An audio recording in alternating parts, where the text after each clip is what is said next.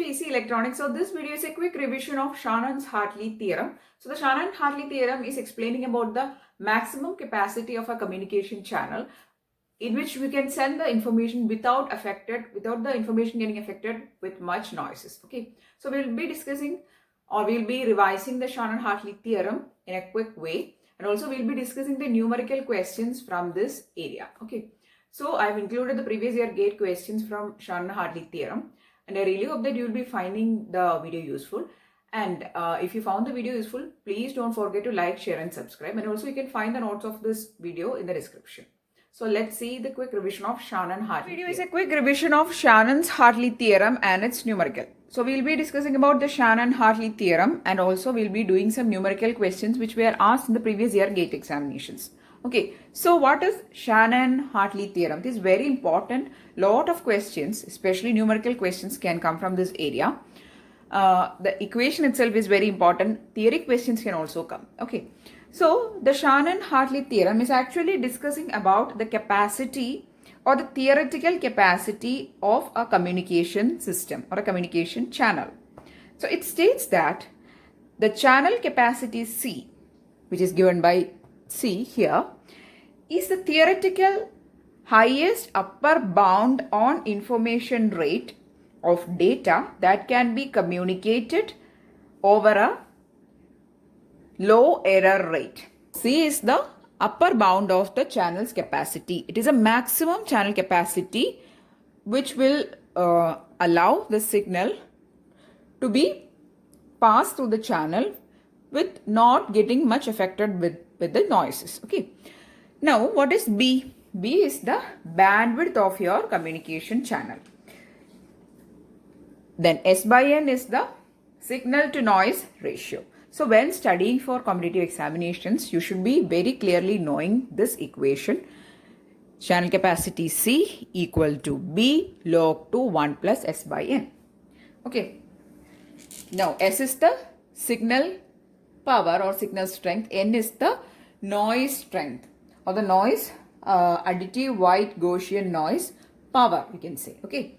So this is the equation. So this is a maximum capacity allowed for a communication channel, and when selecting the data rate, it should be less than or equal to the channel capacity. So if the question is what is the, that is if a numerical question is coming asking what is the maximum data rate possible for a channel with some given specifications, you have to first find the channel capacity and then you have to select a data rate which is less than or equal to the capacity. Only then the secure communication is possible without much noise getting affected. Okay, so that is the case. Now we are going to do some numerical questions from this area or using this Shannon's-Hartley theorem. So the first question is a communication channel with AWGN, that is additive white Gaussian noise, operating at a signal to noise ratio SNR very much greater than 1. And bandwidth B and capacity C1. So the initial capacity of the channel is C1, bandwidth is B, and SNR, its value is not given, but it is much greater than 1. If the SNR is doubled, keeping B as constant, the resulting C2 is given by. So you have to find a relation between C2 and C1. That is the question. So this is a previous year gate question. I have not included the options, but when you are doing the previous year gate question, you can see this question in, you can also see the options. Now let's see how to do this question. Okay, so how can you write the channel capacity? We'll write the equation for channel capacity C1, which is the initial capacity, equal to B log to 1 plus S by N, right? Now if you see 1 plus S by N here, it is given that S by N or SNR is much greater than 1. So you can write it like this. We can actually avoid or neglect the 1 because it is much greater than 1. S by N is much greater than 1 and you can neglect the 1. And the equation will be resulting like this. Now this is your capacity C1. Okay, write it more clearly. Log to S by N. How can you write C2? C2 is actually equal to B log to, again we are not going to write 1. Why? Because SNR is much greater than 1. Here it is doubled also. So it is much greater than 1. So you can write C2 equal to B log 2s by n. I hope it is clear that why I have neglected the 1, because s by n is much greater than 1. Here also the same s by n we have doubled, so it is much greater than 1, so we are not writing 1 plus. Okay, so C2 is equal to B log 2s by n. Now you can split the logarithm. There is a 2 and there is an s by n. So you can write B log 2. We are going to take the 2 here, then plus same B log 2 s by n. So we have splitted the product and we have written as a plus b form. So log 2, that is log to the base of 2, log to the base of 2 s by n.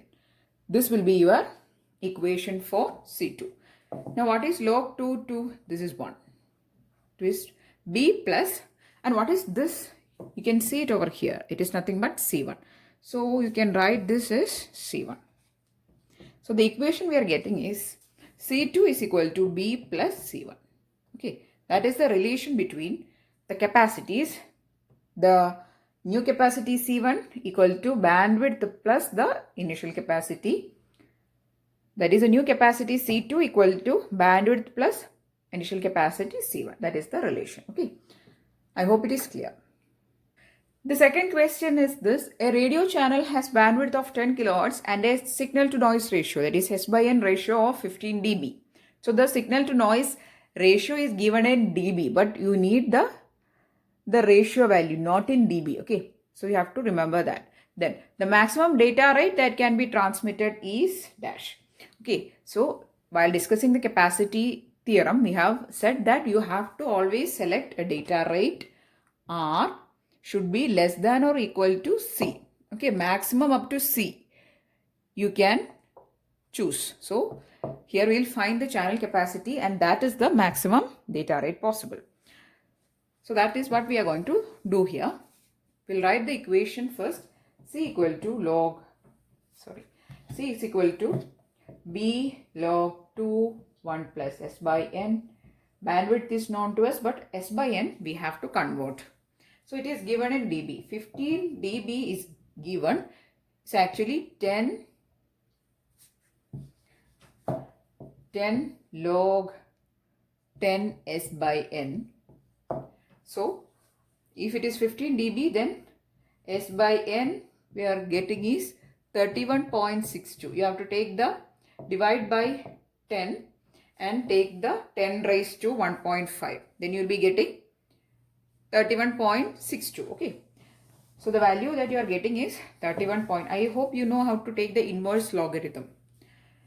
I actually have discussed in various previous videos how to take the inverse logarithm and how to convert dB to ratio and ratio to dB, that conversions. Okay, so B log 2 1 plus S by N. B is 10 raised to 10 kilohertz means 10 raised to 4. Then log 2 1 plus 31.62, and while solving you will be getting C is equal to 50.3 kilobits per second.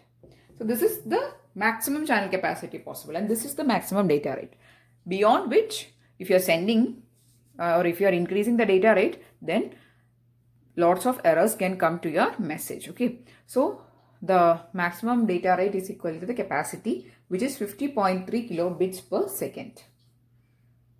The third question is: an ideal power limited communication channel with AWGN, that is additive white Gaussian noise, is having 4 kilohertz bandwidth and signal to noise ratio 255. The channel capacity is dash. Okay, this is a very direct question. Signal to noise ratio is directly given. No need to convert dB to ratio, and also bandwidth is given. So just you have to substitute in the equation C equal to B log 2 1 plus S by N. What is B? It is 4 kilohertz. 4 into 10 raised to 3 log 2 1 plus 255. 4 into 10 raised to 3 log 2 256, and if you solve it you will be getting 32 kilobits per second. So this is the channel capacity, and if the question is regarding the maximum data rate, this is the maximum data rate. Okay, so these are the questions which I have included in this video. I really hope that you found the video useful. In Shannon-Hartley theorem, most of the time you have to do numerical questions. So try to do maximum numerical questions with this equation. The equation is very important. Okay, and also there can be some questions connecting to the relations between the new capacity, there is the relation between two capacities while altering some of the parameters. Okay, so that type of questions can also come. So if you found the video useful, please give it a thumbs up and also share it with your friends. And if you want more videos, please do subscribe to the channel. Thanks for watching and keep on watching.